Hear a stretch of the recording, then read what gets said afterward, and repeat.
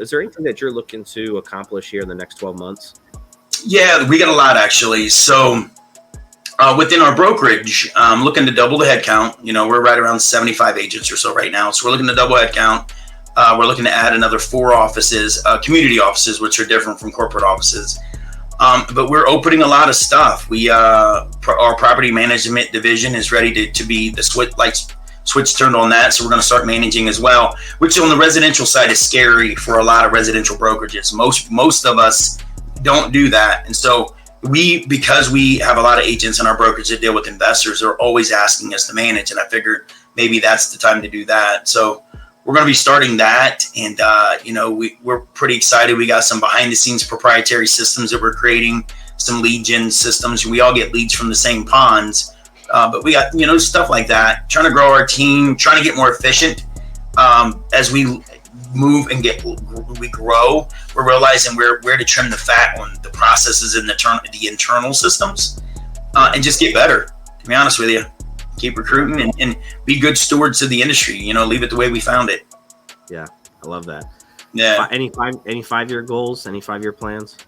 Yeah, I'm not that far out there yet. Honestly, it is. I can tell you now, Florida is one of the locations we'll be growing to. And then as we open our Cincinnati market, we obviously need to be in Indy and Kentucky. So I know Florida's in there, to be honest with you. I think long term, I'm trying to find a way to create a real estate trust without it being a trust. Maybe it's a real estate syndicate for our agents. So portions of their incomes can go in and collectively buy and invest as a group for them for long-term investment, long-term, honestly, retirement.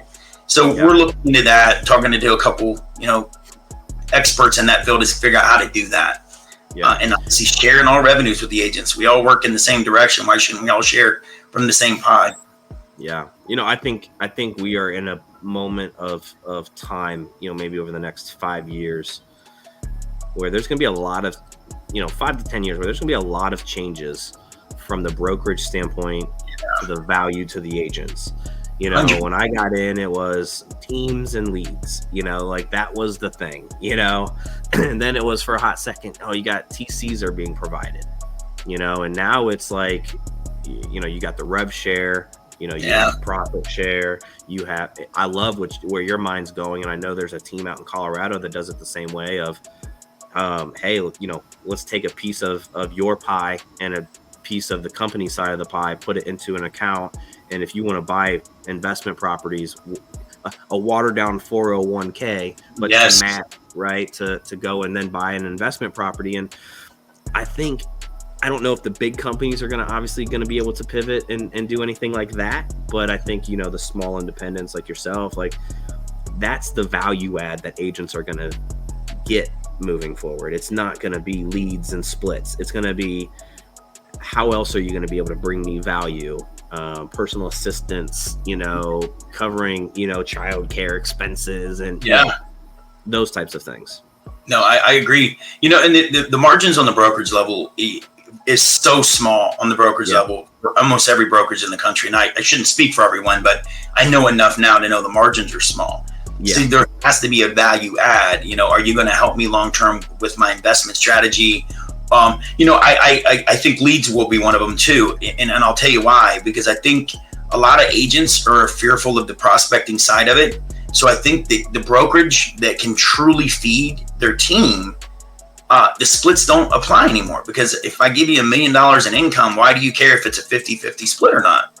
So I think those that could feed people and do it efficiently, I think that will be the easiest recruiting tool for any brokerage that can prove that they have a system that works. And maybe I'm wrong. We'll see. And I'll let you know. We'll have this conversation in a year, John, because I'm working on something like that. So we'll see.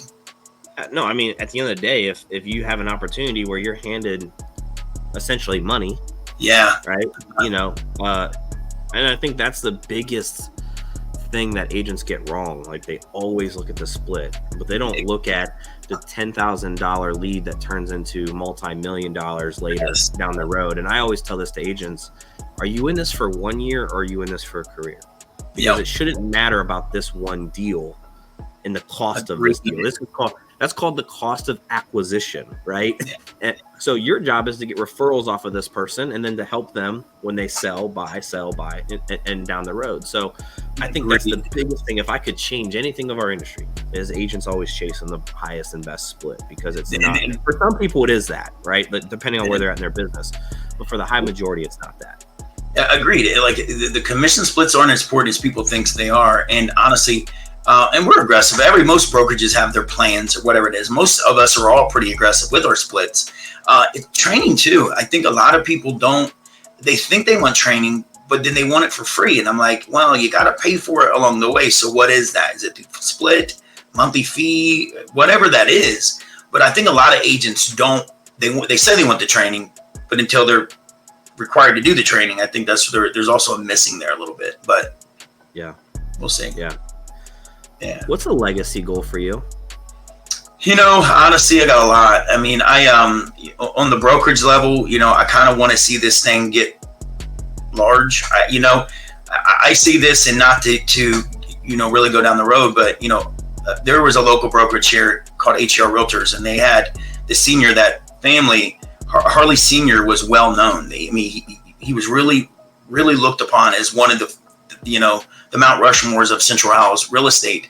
I just want people to look back, and for me, honestly, money's great, but I want people to understand that I cared. And I know it sounds the cheesiest way out of this answer, but I go out of my way to help anyone that wants it, because listen, the better we are as an industry, the easier it is for the next generation. Heck, it's easier for us when it's better. Our industry's at an attack right now, but I think getting Realestar to a level of, I'd love to be in multiple states when I decide to hang it up or hand it over or sell it.